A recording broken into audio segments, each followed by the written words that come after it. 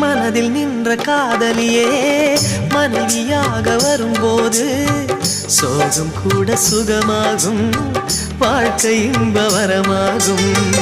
உன் வாழ்வில் செல்வங்கள் எல்லாம் ஒன்றாக சேர்ந்திட வேண்டும்.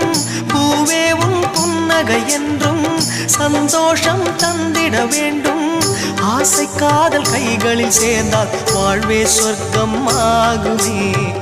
ஆசை காதல் கைகளில் சேர்ந்தால் வாழ்வே சொர்க்கம் ஆகுமே.